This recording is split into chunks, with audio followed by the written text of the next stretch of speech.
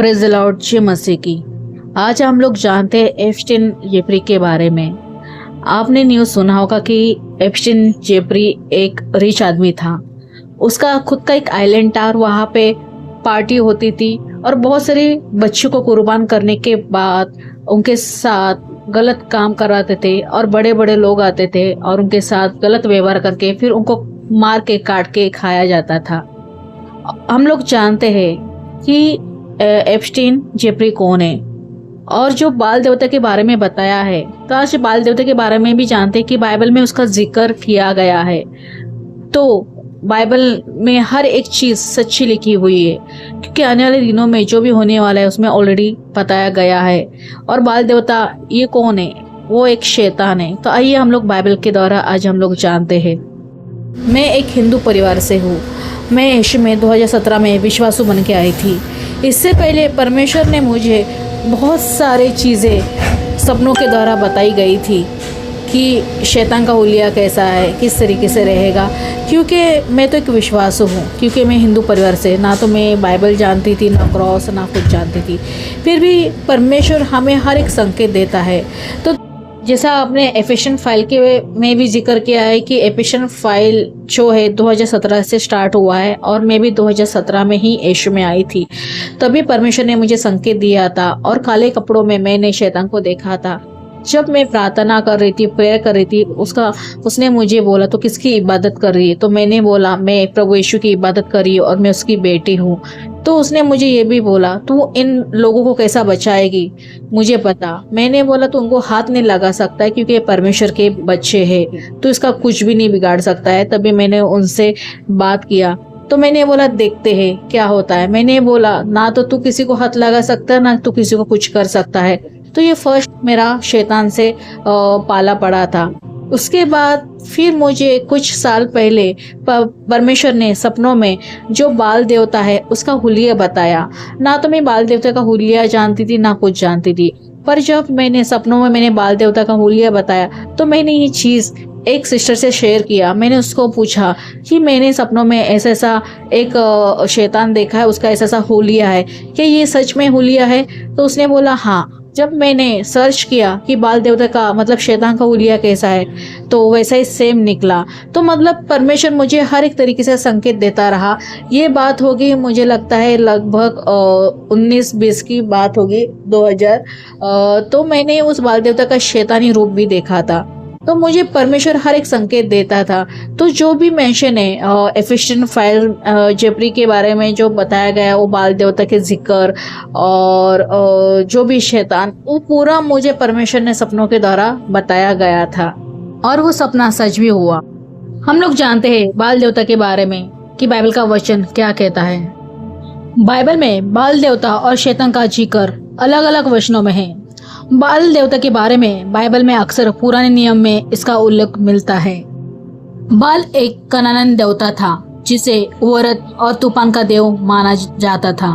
जैसे बाइबल का वचन 2 राजा का 17 का 16 में लिखा है, वे अपने परमेश्वर यहोवा की सारी आज्ञाओं को छोड़कर चलते रहे और अपने लिए 2 पशुओं की ढली हुई मूर्तियां बनाई और अशेरा नामक खम्भे बनाए और आकाश के सारे तारांगन को दंडवत करते और बाल की सेवा करते रहे।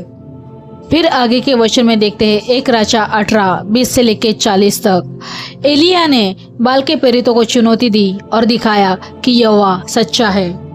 अहाब ने सबको कर्मल पर्वत पर इकट्ठा किया।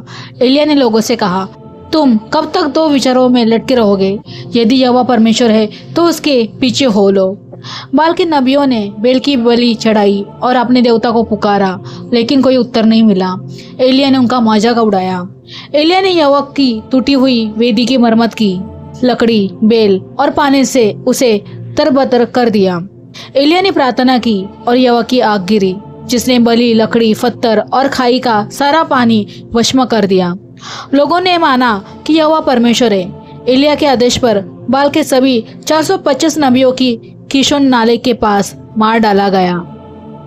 फिर आगे देखते हैं लेवी व्यवस्था में 18 का 21 में लिखा है, परमेश्वर अपने लोगों को मोलक देवता को बच्चों को बलि देने से और उससे परमेश्वर का नाम को अपवित्र करने से मना करता है। ये आयत मूर्ति पूजा और बच्चों के बलिदान के विरुद्ध एक कड़ा आदेश है। फिर आगे देखते हैं लेवी अवस्था का 20 का 3। मैं भी उस मनुष्य के विरुद्ध होकर उसको और उसके लोगों में से इस कारण नाश करूंगा कि उसने अपनी संतान मोलक को देकर मेरे पवित्र स्थान को अशुद्ध किया है और मेरा पवित्र नाम को अपवित्र ठहराया है। मिशन फाइल में भी जैसे कि हर एक छोटी छोटी बच्चियों को, नाबालिग बच्चियों को मूर्ति पूजन के सामने, शैतान के सामने बलि चढ़ाया और उसका मांस खाया गया, तो ये शैतान बाल देवता है। तो अगर कोई भी ऐसा है कि जो बलि चढ़ा रहा है नर नारी की, क्योंकि ये ईश्वर के खिलाफ है। क्योंकि ईश्वर, बाइबल का वचन ये कहता है, ईश्वर ने हर एक इंसान को पहला स्थान दिया है क्योंकि उन्होंने अपने स्वरूप में बनाया है।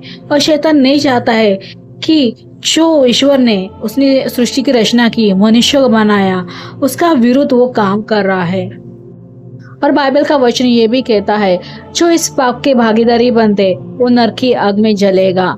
और हमें मूर्ति पूजन भी नहीं करना है, क्योंकि बहुत सारे लोगों को बाइबल में लिखा हुआ है कि मूर्ति पूजा करना कितना गुनाह है।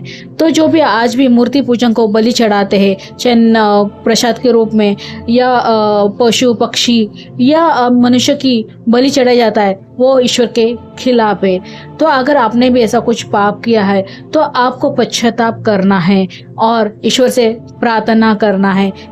जैसा बाइबल का वचन संत मत्ती का सुसमाचार 6 का 9 से लेकर 13 तक, हे हमारे पिता, तू जो स्वर्ग में है, तेरा नाम पवित्र माना जाए, तेरा राज्य आए, तेरी इच्छा जैसी स्वर्ग में पूरी होती है वैसे पृथ्वी पर भी हो।